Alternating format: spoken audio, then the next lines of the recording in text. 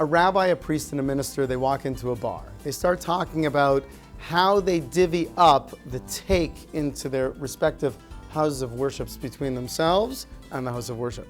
So the priest says, well, what I do is I lay it on the table, I take half of it goes to the church, I keep half of it. The minister says, I put it out in different plates and I kind of determine this, this one is for God, this one's for me, this one's for God, this one's for me. The rabbi says, I got the best way. Gather all the money together. I throw it up in the air to the Almighty. Whatever God wants, He can keep. Whatever He lets fall down, that's for me.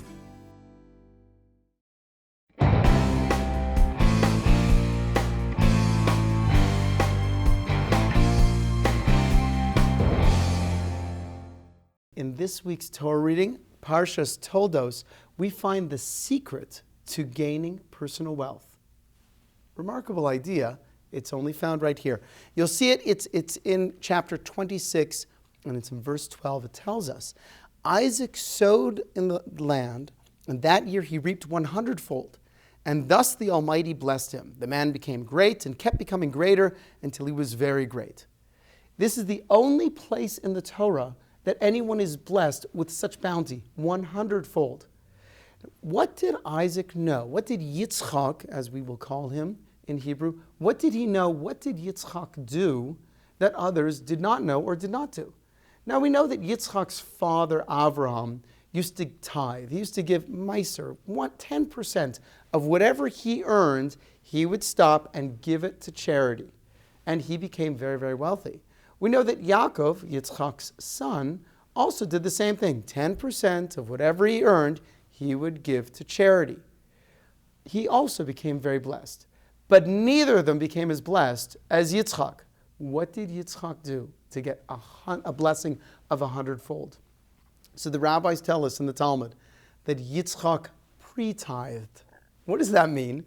He didn't just give 10% of his income to charity, but rather a normal person would look at his field and he would say, well, this field is going to get me 100 bushels of grain, so I'll take 10 bushels of grain after the harvest and I'll give it out to charity.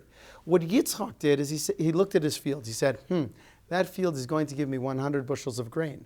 But why should the people who need the charity have to wait until the end of the harvest?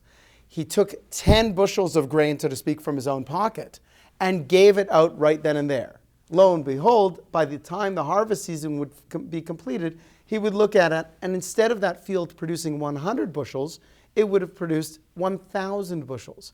In other words, Yitzchak was blessed 100-fold because he did not wait to give.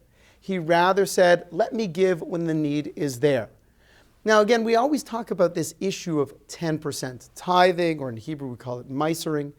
This is not just charity. As a matter of fact, in Hebrew, the word is not charity, it's called tzedakah. Tzedakah means righteousness, justice. You don't give it because, well, someone else needs it. You give it because it's the right thing to do.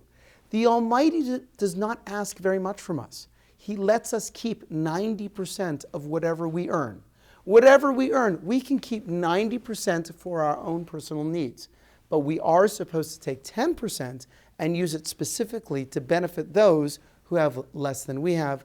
Take that 10% and use it to benefit the world.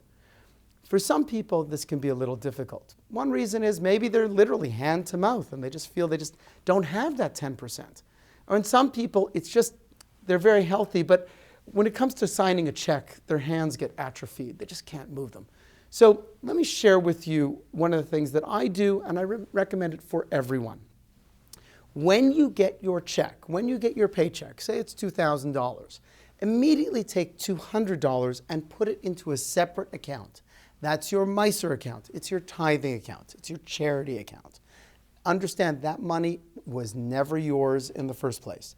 If you know that it was never yours, if you know that instead of getting a check for $2,000, you're getting $1,800, you will learn to live within the boundaries of that $1,800. 10% is a magic number. It's enough to hurt, to make a difference in our personal finances, but it's not enough to dramatically alter our standard of living. And it's a significant amount enough to really make a difference in the world. So now that it's in a separate account, you're just giving it. And God gives you the opportunity to choose where you give it. What a pleasure it is. 90% for me, 10% to go help the world, and to do it in a way that I can benefit others the most. Now, if I follow the ways of Yitzchak and I can pre-tithe, I'm anticipating that I will get $2,000. Let me give the $200 right now. Then the Torah is promising us a special blessing.